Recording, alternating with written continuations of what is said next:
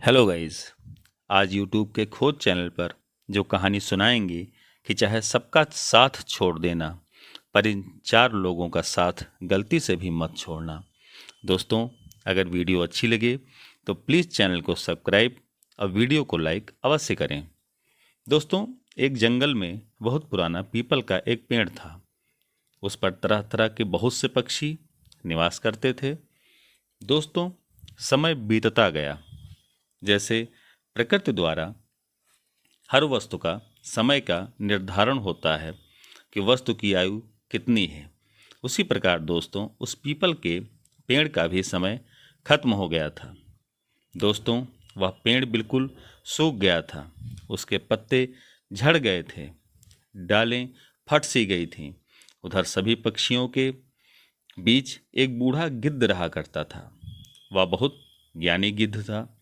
उस गिद्ध की एक खास बात यह भी थी कि जब सभी पक्षी दिन में दाना चुनने बाहर जाते और वापस लौटते, तब वह बूढ़ा गिद्ध उन सबको प्रेरणादायक अपने जीवन के सारे सीख सिखाता और उन्हें कहानी सुनाता था। जो वह गिद्ध अपने जीवन के सारे पहलुओं को सुनाता था, उधर उस पेड़ के सभी पक्षी धीरे धीरे उस पेड़ को छोड़कर निकट के दूसरे पेड़ पर घोंसला बनाना शुरू कर दिया। दोस्तों, धीरे धीरे करके उस पेड़ के सभी पक्षी बगल के एक बड़े से पेड़ पर अपना घोंसला बना लिया, लेकिन वह गिद्ध नहीं जा सका। वह काफ़ी बूढ़ा भी हो गया था, इसलिए उस पेड़ पर सिर्फ वही अकेला गिद्ध बचा। वह अकेला बैठा सोच रहा था। तभी सारे पक्षी वहां आ गए और बूढ़े गिद्ध से चलने के लिए कहने लगे। कहा, हमारे साथ बगल के पेड़ पर चलो। यह पेड़ कभी भी गिर सकता है। उस पर गिद्ध ने कहा, भैया, यह पेड़ पेड़ नहीं, हमारी मातृभूमि है। हमारा इस पेड़ पर जन्म हुआ है। हम इस पेड़ पर जिए हैं, और आज जब यह पेड़ बूढ़ा हो गया है, तब हम उसे छोड़ दें, यह ठीक नहीं है। इस पर एक पक्षी ने कहा, तुम पागल हो। यह पेड़ किसी भी समय गिर सकता है और तुम मर जाओगे।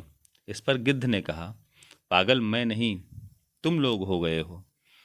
मरना तो एक दिन सभी को है, इससे कोई बचा है?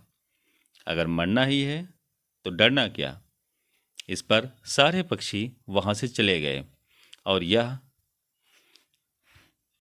धर्म भी है कि अगर कोई हमारा सहारा बने तो हमें भी उसका साथ देना चाहिए, उसका साथ छोड़ना नहीं चाहिए, और उसकी मदद अवश्य करनी चाहिए। सब पक्षी गिद्ध का बारे में सोच रहे थे कि यह कैसे बने और ये कैसे इसको हम बचा लें। इसके लिए सारे पक्षी मिलकर पक्षियों के राजा जो गरुड़ पक्षी होते हैं, उनके पास, महाराज गरुड़ के पास जाकर के पूरा हाल बताया और कहा, महाराज, आप ही मेरे दोस्त गिद्ध की जान बचा सकते हो। वो बेचारा बूढ़ा हो गया है, ज़्यादा उड़ भी नहीं सकता है, शिकार भी नहीं करता है, और उस अपनी हिट के कारण उस पेड़ पर बैठा हुआ है और उस पेड़ से जा नहीं रहा है, बल्कि वो पेड़ पूरा सूख गया है और कभी भी गिर सकता है। तो हम लोग आपके सामने आए हैं कि हमारी मदद करें।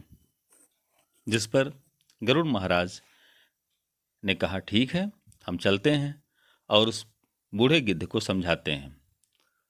अंत में गरुड़ महाराज सभी पक्षियों के साथ बूढ़े गिद्ध के पास आए और कहा, ये क्या कर रहे हो? इन पक्षियों के पास जाकर रहो, यहाँ क्यों जिद किए हो? इस पर उस बूढ़े गिद्ध ने कहा, आप भी ऐसा मानते हो? जो हमारी सहायता करता है उसकी सहायता करनी चाहिए, जो हमारी मदद करता है उसकी मदद करना चाहिए। आज इसको हमारी ज़रूरत है, तो क्या चाहते हो, हम इसका साथ छोड़ दें? अगर वह जाने वाला है तो हमें उसे छोड़ना नहीं चाहिए, और ये पेड़ ये पेड़ बूढ़ा हो गया है और इस पेड़ पर मेरा जन्म हुआ है, इसी पेड़ पर मैं खेला हूँ, इसी पेड़ पर मैंने उड़ना सीखा है, इसी पेड़ पर मैंने पूरा जीवन बिताया है, तो मेरा फर्ज बनता है कि मैं इस पेड़ का साथ आखिरी दम तक दूं। और उस बूढ़े गिद्ध ने कहा कि यह एक ज्ञान की बातें हैं कि नंबर 1, पत्नी के पीछे माँ को छोड़ना। जो व्यक्ति एक पत्नी के आने के बाद पत्नी के पीछे माँ को छोड़ देता है, माँ की अवहेलना करता है, माँ का कहना नहीं मानता है, वह आदमी कभी तरक्की नहीं कर सकता है। दूसरा, परिवार को छोड़कर दूसरे परिवार से मिलना। जो आदमी अपने परिवार की न मान करके दूसरे परिवार की सुनता है, मानता है, वह भी इंसान कभी सुखी नहीं रहता है। और तीसरा सीख उस गिद्ध ने बताया कि जिसने एहसान किया उसको मत छोड़ो। और उसने कहा गिद्ध ने कि जो तुम्हारे साथ एहसान करे उसका एहसान नहीं छोड़ना चाहिए और उसका एहसान मानना चाहिए। और गिद्ध ने अंत में चौथी बात बताई, कहा कि अपनी जन्मभूमि के बदले अगर जान भी देनी पड़े तो वो भी कम है। अंत में उस गिद्ध ने कहा कि चौथा है कि अपनी मातृभूमि की सदैव रक्षा करना। तो ये पेड़ नहीं है, ये हमारी मातृभूमि है और हमारा फर्ज बनता है कि मैं इस मातृभूमि की मरते दम तक रक्षा करूं। तो जो 4 चीज़ें थी जो उस गिद्ध ने बताई कि चाहे सबका साथ छोड़ देना पर इन 4 लोगों का साथ गलती से भी मत छोड़ना, वो 4 चीज़ें यही थीं। ये नंबर 1 थी कि पत्नी के पीछे माँ को छोड़ना और परिवार को छोड़कर दूसरे परिवार से मिलना। और तीसरा था जिसने एहसान किया हो उसका एहसान न मानना।